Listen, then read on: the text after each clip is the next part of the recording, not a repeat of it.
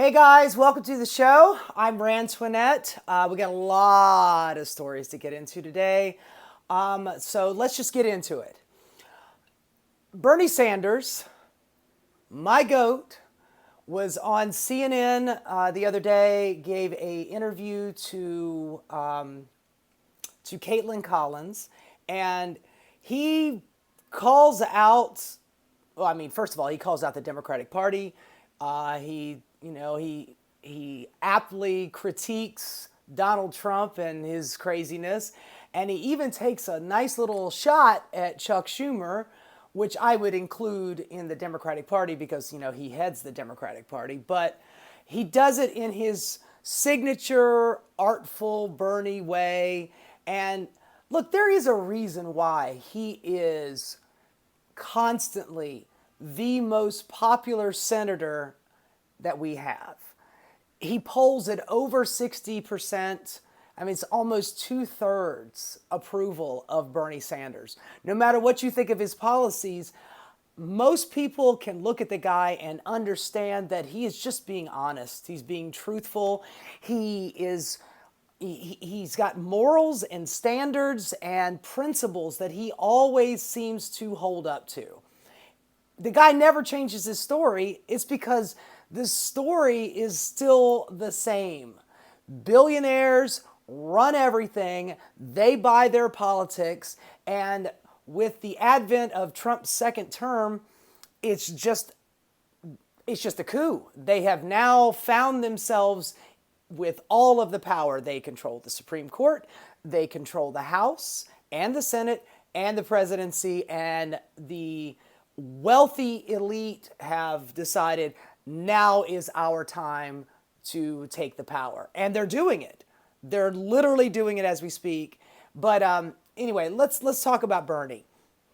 Donald Trump the other day mentioned, and he's brought it up a couple times about this whole, children only need $2. They don't need $30.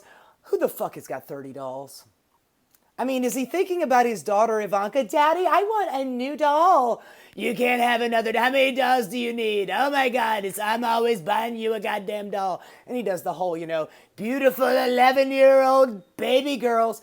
11-year-old baby girls, 9-year-old, 12-year-old, 14-year-old. They're not baby girls. Oh, and stop, get that word out of your mouth, baby girl. Ooh, ooh. But Bernie answers, he says, people are in pain right now. 60% of the country is living paycheck to paycheck. And it does not seem like anybody on the Democratic side or the Republican, certainly not the Republican side, gives a good goddamn about it. Can you imagine? I mean, of course you can. If you're living in this country and you're probably hearing my voice, you probably understand living paycheck to paycheck. I live paycheck to paycheck. It fucking sucks. Every time I turn around, it's a new bill, a new expense. Groceries are going up, rent's going up. What I get paid isn't going up. And I'm sure it's the same way for you. And Bernie seems to understand that. And, unfortunately, he's one of the few that do seem to understand it, because everybody else is just living on this elevated cloud of wealth and privilege and power. What do they know about the common man struggle? They sure as shit don't seem to be curious about learning about it.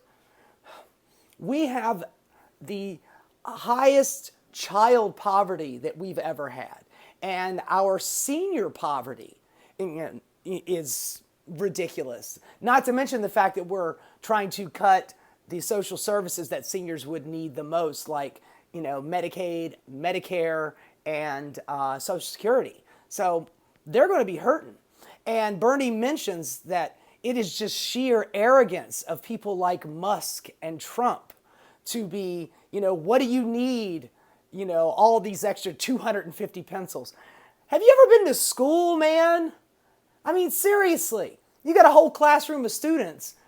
I mean, I don't know what size packages they sell pencils in, but if you're buying for a school, then I guess that they probably need 250 a pop. I have no idea.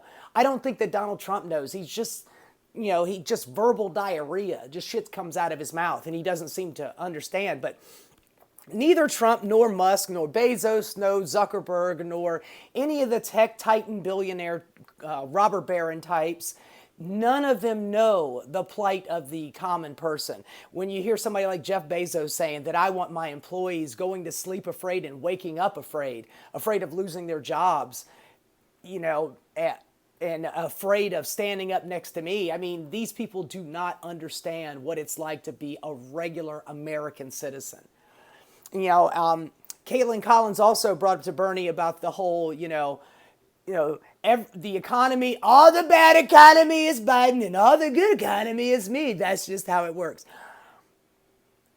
This is like an 8-year-old child saying stuff like this. I did all the good stuff and all the bad stuff, that's on him. And of course, Bernie, he laughs at this because it is a fucking absurd. It's a fucking absurd. But, he does, of course he goes to the substance because that's what Bernie does. He just goes straight to the substance. And he starts talking about how tariffs are going to affect, regular everyday people. Bernie also mentions, the election in Canada that just happened and how it's a referendum on Donald Trump. The craziness about the 51st state of Canada and going against his own trade deal. The USMCA is literally Donald Trump's trade deal. He is breaking that deal. I mean, by legal rights, Canada could sue Donald Trump for breaking that deal that he signed with Canada and Mexico. But I mean, Donald Trump, he's got like no, what is that, object permanence. That happened like 3 days ago. That's so far in the past. I can't remember anything. I mean, the other day they asked, should you follow the Constitution? He goes, I don't know. It's like, dude, you made an oath. You literally did an oath. To protect the Constitution when you took office on January 20th. Whatever. Kaitlan Collins also brought up Sean Fain. Sean Fain is the head of the United Auto Workers. And Sean Fain kind of recently praised Donald Trump for the tariffs. I got to say that was a little disappointing. Sean Fain, he's been one of the good ones. I'm not saying that this is completely, I'm not going to throw the baby out with the bathwater, but this whole tariff situation, it's not a tariff good or tariff bad situation. If you are doing tariffs wisely, then they can be very good. And I believe in a degree of protectionism in this country. If you want to correctly apply a tariff, you need to have the industrial base in this country so you can't buy that product coming from China or Bangladesh or wherever. You need to buy it here in America. And we have a company here in Kansas that makes that product. So buy this product. That would be a very good application of tariffs. But that's not what Donald Trump is doing. A universal tariff across the board with austerity and no industrial policy is batshit crazy. That is just destination fucked, as the Aussie man says. You are looking at a recession, possibly a depression, with that kind of economic policy. And I mean, I understand it. You understand it. Bernie certainly understands it. That's why he's doing his oligarchy tour. And that's why so many people are coming out to his rallies, because they are understanding how hard these tariffs are going to squeeze us. And, if you were doing the tariff policy in a smart way, I don't think that we would be having this conversation. But that is absolutely not what Donald Trump is doing. Kaitlan also brings up the fact that Donald Trump has been dipping in the polls, but the Democrats are literally dipping further. And I mean, it doesn't take a rocket surgeon to figure this out, man. The majority of the Democratic Party is not doing anything. They're just sitting around biding their time, like that dipshit from Louisiana, James Carville, who is famous for one fucking phrase and one phrase only: "It's the economy, stupid." You know, he's the one that told the Democrats, like within the first couple of weeks of Donald Trump's crazy second term, he's like, "Oh, just, let it go. Go to sleep. Let them just burn themselves out, and then the American people will understand, and then the fever will break." It is never broken. It's not. There will always be about 25% of this country that will follow Donald Trump straight to fucking hell. It does not matter what he does. They worship the guy. It is a cult, and you're never going to get those people back. But there is 75% of the rest of the country that is gettable, and that's what Bernie is playing to. And unfortunately, the Democratic Party is just sitting around on their hands. Chuck Schumer the other day was bitching and complaining about a $20 tax on cars. Who cares? Who the fuck cares about a $20 tax when buying a new car is going to cost you $10,000 to $20,000 more due to these tariffs? Who cares, Chuck? Jesus Christ, I've never seen anybody so goddamn out of touch and call themselves a Democrat. It's insane. Here's something that I heard recently that is it's applicable, but it's also very interesting. During the election in 2024,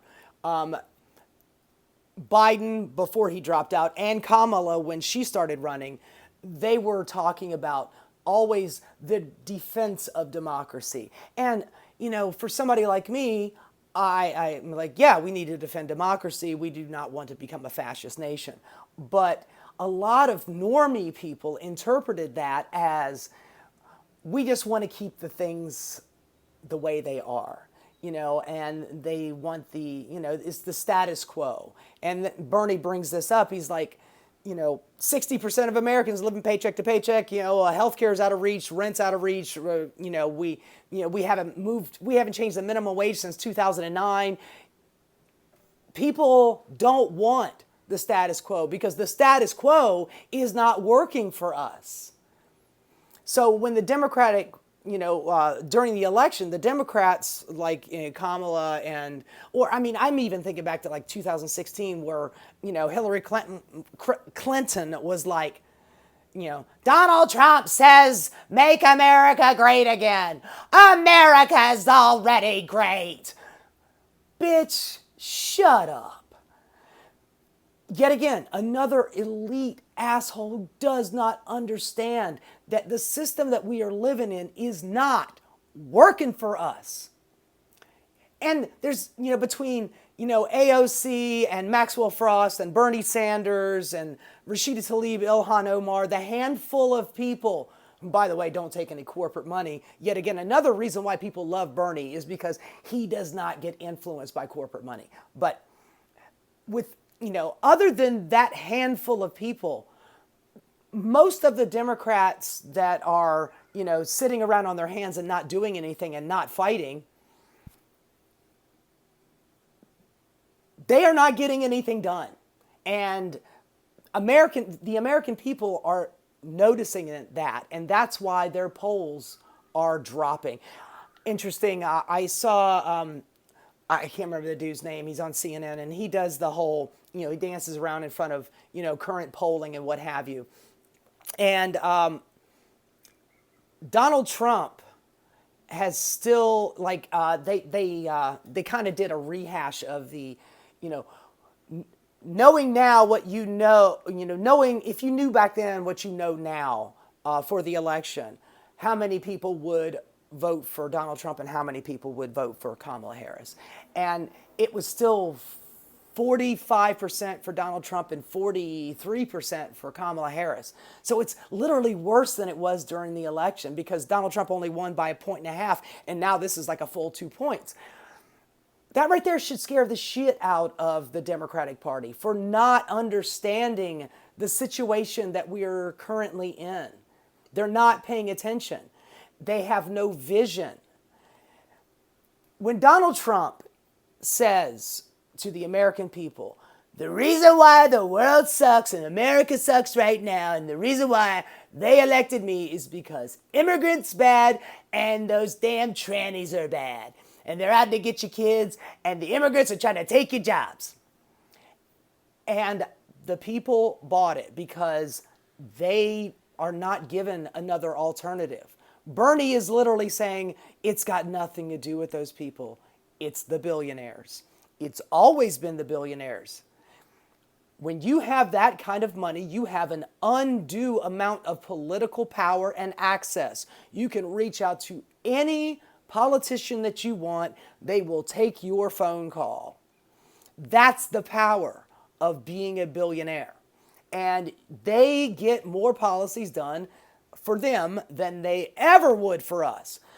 I believe Medicare for All is still in the mid-70s polling-wise. Have we got it? No, because we're not donating thousands or millions of dollars into the coffers of Democrats and Republicans. That's why you never see him defend it. And Bernie even brought that up on the interview. He's like, when's the last time you heard anybody talking about Medicare for All? They don't. They don't, because nobody's getting paid to do it. You know, big healthcare and big pharma are making bank. And why would they want to give up their, their profit margin? They're not. So anyway, I appreciate what Bernie Sanders said. And, she played an interview that she had done with Chuck Schumer recently about how Chuck Schumer says, I want you to look at the Republican Party right now. They're in complete disarray. Everything is going so poorly for them. And here in the Democratic caucus, we're all so united. And Bernie's like, no, we're not. We're not. Are we united on Medicare for All? No. Are we united on raising the minimum wage? No. Are we united around curtailing and taxing billionaires? No, we're not. Obviously, the Democratic Party is not. We're not united in any of this shit. I mean, shit. I watched Hakeem Jeffries, immediately after the election, go straight to Silicon Valley and start begging the tech bro billionaire types who were not included in Donald Trump's little thing, going, hey, come back to us. Please come back to us. Just give us a little bit of money and we'll do, what we have to make your life better. Okay, please, please, please. And he ended up taking in a couple of $1 million from that little trip. Hakeem Jeffries did. But what good did it do? We're still fucking screwed. And the American people hate the Democrats even more. You have no vision. You have no path forward. Your idea is to sit on your hands and watch the Republican Party explode the country?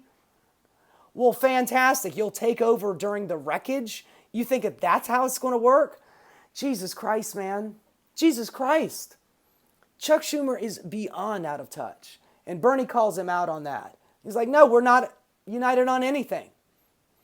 And by the way, I saw the other day Bill Maher, a clip of Bill Maher on his show, which I can't believe that it's still on the air at this point. God, that guy. After his dinner with Hitler thing. But he asked the former Speaker of the House, McCarthy, who he had on his show.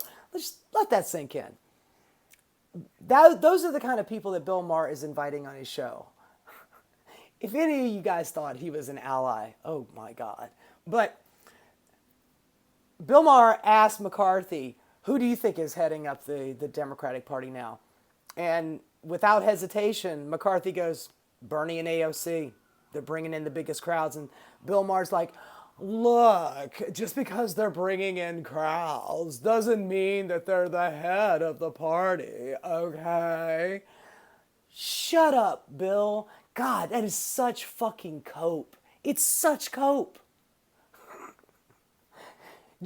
Just because his audience has to have an applause sign, to encourage the little circus seals to applaud, and he doesn't get a lot of people to come in, whatever, I don't care. The point is, if you are bringing out crowds, in a non-election year. What do you think is going to happen during an election year?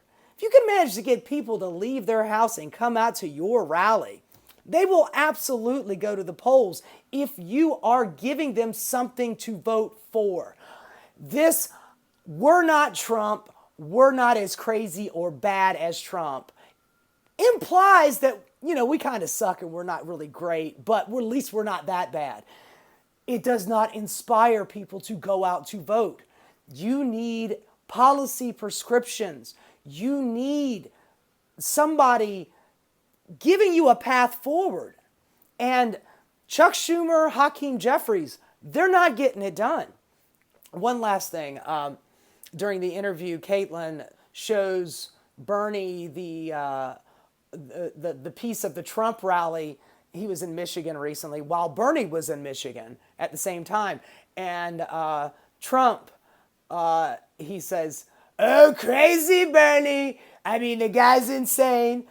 And he's like 20 years older. I think he said 7. He's like 7 years older. Bernie's like 4 years older, whatever.